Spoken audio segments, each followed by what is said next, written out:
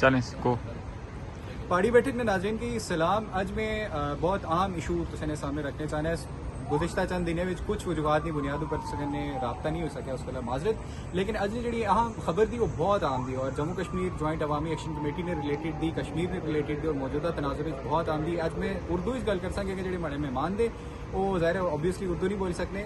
ایسے کنے موجود ہے عبداللہ محمد ڈان ٹی وی کا وابستہ اور سینئر صحافی تھے. عبداللہ بہت شکریہ آپ کا, آپ کے وقت کا. آپ کی خبر تھی آج کے 50 جو ممبران ہیں جموں کشمیر جوائنٹ عوامی ایکشن کمیٹی کے, ان کے نام جو ہیں وہ نو فلائی لسٹ میں ڈال دیے گئے ہیں. کیا معاملہ ہے ذرا ہمارے ناظرین؟ دیکھیے کچھ چیزیں ڈیولپ ہو رہی تھی, میں اس کو دیکھ رہا تھا بڑے گہرائی سے. تو کچھ جمعے کو تقریباً مجھے کچھ چیزیں پتہ چلی, پھر اتوار کو کچھ چیزیں پتہ چلی.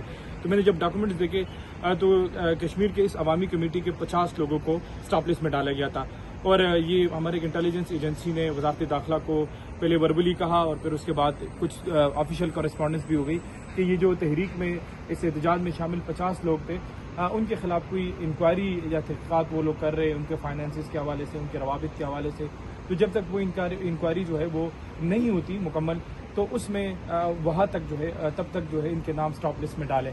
تو یہ لوگ جو ہے اس پر اب سفری پابندی عائد ہو چکی ہے ان 50 لوگوں پر, اور یہ جو ہے یہ پاکستان سے باہر نہیں جا سکتے.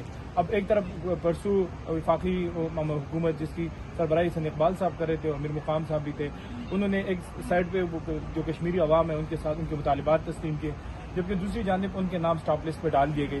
ظاہر سی بات ہے جو وفاقی حکومت ان کے ہاتھ میں نہیں تھا. اچھا یہ بتائیں کہ نارملی کون سے ایسے لوگ ہوتے ہیں جن کو اسٹاپ اس لسٹ میں ڈالا جاتا ہے یا ECL میں ڈالا جاتا ہے, دوسری جو سفری پابندیوں کی لسٹ ہے ان میں ڈالا جاتا ہے, کن وجوہات کون سے ایسے کرائمز ہوتے ہیں جن کی وجہ اس کو ذرا ریلیٹ کیجیے گا. کیا جموں کشمیر جوائنٹ عوامی ایکشن کمیٹی کے جو لوگ ہیں کیا وہ واقعی اس طرح کے کرائمز ہیں, وجوہات کیا ہیں؟ دیکھیے اس وقت پاکستان میں 1,12,000 لوگ جو ہے اس پر سفری پابندیاں عائد ہے, جس میں سے 70,000 ایسے لوگ ہیں جو ڈیپورٹیز ہیں جو مختلف ممالک میں جرائم کر کے آئے ہیں. پھر اس کے علاوہ 10,000 ایسے لوگ ہیں جن کا تعلق کالعدم تنظیموں سے 20,000 تک. پھر سیاسی کارکنان ہیں. پاکستان تحریک انصاف کی جو آدھی کابینہ ہے وہ اس وقت بھی اسٹاپ لسٹ کے اوپر ہے.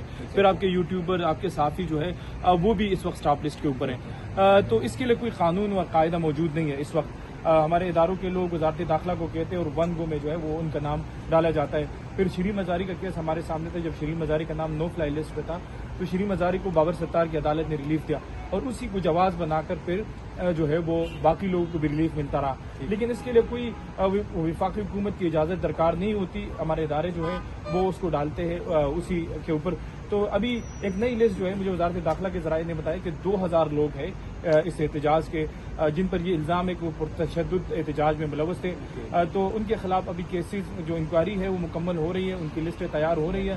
تو وہ 2,000 لوگ جو ہے ان کو بھی اسٹاپ لسٹ میں ڈالا جائے گا تاکہ وہ پاکستان سے باہر نہ جا سکے. بہت شکریہ عبداللہ محمد ایسے کرنے موجود سے, اور انہیں داسے کی دسیا کہ 50 لوگ کے نام آلریڈی بائی چھوڑا انٹیلیجنس ایجنسیز کی سفارشات اوپر, اور مزید جو 2,000 لوگ دے جموں کشمیر جوائنٹ عوامی ایکشن کمیٹی کی تحریک کرنے وابستہ سے وہ لوگ بھی جڑا انہوں نے نام اسٹاپ لسٹ بائنی تیاری اس وقت جاری تھی.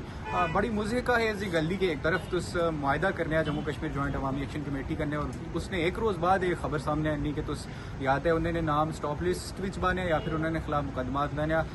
یقینی طور پر وفاقی حکومت کی اور پاکستانی مقتدرہ کی اس باری سوچنے کی ضرورت تھی کہ ایک پاسے تو انہوں نے ڈائلاگ کرنا ہے, معاہدہ کرنا ہے, دوسرے پاسے تو انہوں نے نام جڑے تھے اس طرح اسٹاپ لسٹ